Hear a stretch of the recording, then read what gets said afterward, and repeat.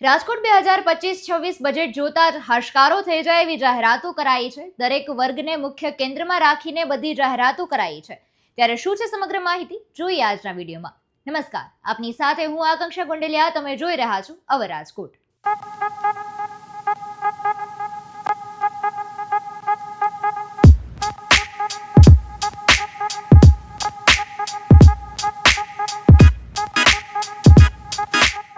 રાજકોટવાસીઓને સાંભળતા જ ફેસ પર બહુ મોટી સ્માઇલ આવી જાય એવી જાહેરાત એટલે કમિશનર સાહેબે રાજકોટ વાસીઓ પર લગાવેલ 150 કરોડના કરબોજાને નાબૂદ કરી દીધો છે. એ સિવાય ટ્રાફિકની સમસ્યાને લઈને ખાસ આ સમસ્યાના નિરાકરણ માટે બજેટમાં ₹1,006 લાખની જોગવાઈ કરવામાં આવી છે. રાહદારીઓ સહેલાઈથી રસ્તો ઓળંગી શકે તે માટે શહેરમાં આવેલ જાહેર સ્થળોમાં રસ્તા ઉપર ફૂટ ઓવરબ્રિજ બનાવવામાં આવશે. એ સિવાય હવે રાજકોટમાં આવતાની સાથે જ તમને જોવા મળશે આલિશાન એન્ટ્રી ગેટ. નવા એન્ટ્રી ગેટ માટે 500 લાખની જોગવાઈ કરવામાં આવી છે.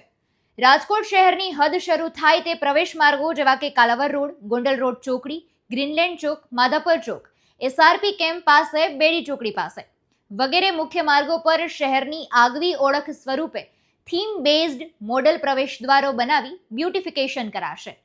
એ સિવાય ખાસ મોડર્ન એલિવેશન અને એક્સેલેટર તેમજ રેસ્ટોરન્ટની સુવિધા સાથે સ્કાયવોક તેમજ થીમ બેઝડ ઓક્સિજન પાર્ક બનાવવામાં આવશે, જેનાથી શહેરીજનોને ફૂડ કોર્ટની નવી સુવિધા તો મળશે જ, પણ સાથોસાથ શહેરની સુંદરતામાં પણ વધારો થશે અને તેના માટે ખાસ 400 લાખની જોગવાઈ કરાઈ છે.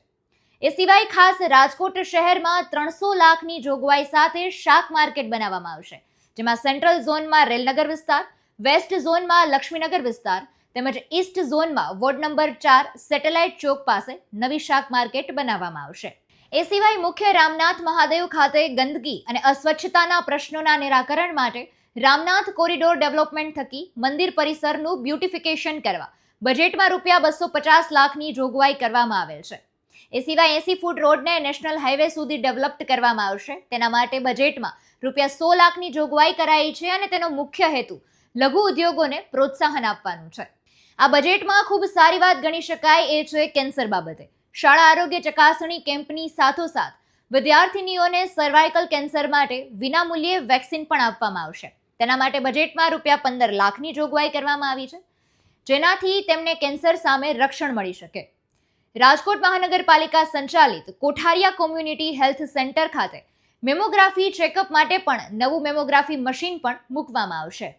અને હવે રાજકોટને પણ હરિયાળું બનાવવાનો એક નિર્ણય લેવામાં આવ્યો છે. તેને લઈને પણ ખાસ દિવ્યાંગો તથા એક્સ આર્મીમેન મિલકત ધારકોને પ્રોત્સાહિત કરવા માટે તેઓના નામે એક વૃક્ષનું વાવેતર કરાશે અને તેના માટે ₹10 લાખની જોગવાઈ કરાઈ છે.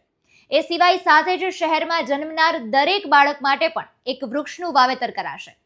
નવા બગીચાઓનું પણ નિર્માણ કરવામાં આવશે. સાથે જ શહેરના હાર્દસમા વિસ્તાર, રેસકોર્સ રિંગ રોડ પર રોનક વધારવા માટે અને કાયમી સુશોભન માટે LED ડેકોરેટિવ લાઇટિંગ કરાશે અને તેના માટે બજેટમાં ₹10 લાખની જોગવાઈ કરવામાં આવી છે. એ સિવાય લાખાજીરાજ શાક માર્કેટમાં નવી ફ્રૂટ માર્કેટ અને હોકર ઝોનનું પણ ભેટ આપવામાં આવશે અને તેના માટે બજેટમાં ₹300 લાખની જોગવાઈ કરાવી છે. આરોગ્ય કેન્દ્રનું આધુનિકરણ અને અદ્યતન સુવિધા તથા અદ્યતન સાધનો પણની ફાળવણી કરવામાં આવશે અને તેના માટે બજેટમાં ₹250 લાખની જોગવાઈ કરાઈ છે. રાજકોટ મહાનગરપાલિકા દ્વારા શહેરમાં આવેલ આશરે 100 વર્ષ જેટલા જૂના એક રોડને હેરિટેજ સિટી બ્યુટિફિકેશન હેઠળ ડેવલપ્ડ કરી તેનું પણ બ્યુટિફિકેશન કરવામાં આવશે, જેના માટે નાણાકીય વર્ષ 2025-26ના બજેટમાં ફાળવણી કરવામાં આવી છે. હવે આ માહિતી પૈકી તમને શું વધારે યોગ્ય લાગ્યું એ જણાવજો અને હા, એ પણ જોવાનું રહ્યું કે આમાંથી કેટલીક બાબતો કાગળ પર રહે છે અને કેટલી બાબતો હકીકત બને છે.